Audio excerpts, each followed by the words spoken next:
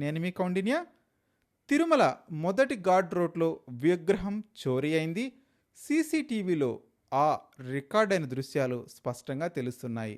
ఇంతకీ ఆ విగ్రహం ఏంటి, ఆ కథ ఏంటో ఈ వీడియోలో తెలుసుకునే ప్రయత్నం చేద్దాం. వీడియోని చివరి వరకు చూడటానికి ప్రయత్నించండి. మర్చిపోకుండా లైక్ చేయండి, షేర్ చేయండి, సబ్స్క్రైబ్ చేయండి. తిరుమల మొదటి ఘాట్ రోడ్లోని శ్రీ ప్రసన్నాంజనేయ స్వామి ఆలయం వద్ద విగ్రహం చోరీకి గురైంది. 7వ మైలు వద్ద ఉన్నటువంటి ఆలయంలో హనుమంతుడి చిన్న విగ్రహాన్ని గుర్తు తెలియని వ్యక్తి ఎత్తుకెళ్లాడు. హనుమంతుడి విగ్రహాన్ని పెకలించి చోరీ చేసినట్టు తెలుస్తుంది. వేకువజాము 3 గంటల సమయంలో ఈ ఘటనకు పాల్పడినట్టు సమాచారం అందుతుంది. సీసీ కెమెరాలో రికార్డైన చోరీ దృశ్యాలపై ఆరా తీస్తున్న పోలీసులు కేసు నమోదు చేసి దర్యాప్తును ప్రారంభించారు.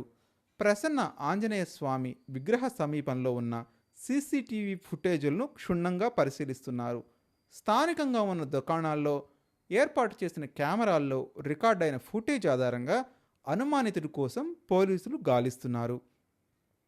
గోవిందమాల ధరించిన భక్తులు అడుగు ఎత్తున ఉన్న చిన్న సైజు హనుమంతుడి విగ్రహాన్ని పెకలించి బ్యాగ్లో ఎత్తుకెళ్లినట్టు అనుమానిస్తున్నారు. ఈ మేరకు టీటీడీ విజిలెన్స్ సిబ్బందితో కలిసి 10 ప్రత్యేక బృందాలుగా ఏర్పడి అనుమానితుడి కోసం పోలీసులు గాలింపు చర్యలు చేపట్టారు. నిజంగా ఇది ఒక మహాపచారంగా అభివర్ణించవచ్చు. తిరుమల మొదటి ఘాట్ రోడ్లో ఆంజనేయ స్వామి ఆలయం వద్ద విగ్రహం చోరీపై టీటీడీ మాజీ చైర్మన్ భూమన కరుణాకర్ రెడ్డి స్పందించారు. ఇది నిజంగా మహా అపచారం అన్నారు. టీటీడీ యంత్రాంగం ఏం చేస్తుంది అంటూ ఆగ్రహం వ్యక్తం చేశారు. ప్రభుత్వం, టీటీడీ పాలక మండలి ఈ సంఘటనపై సమాధానం చెప్పి తీరాలి అన్నారు. నిత్యం వేలాది మంది భక్తులతో ఎన్నో ఏళ్లుగా ఆంజనేయ స్వామి ఇక్కడ పూజలు అందుకుంటున్నారు. స్వామివారి విగ్రహం మాయమైన గుర్తించలేకపోయారని ఆరోపించారు టీటీడీ చైర్మన్ భూమన కరుణాకర్ రెడ్డి.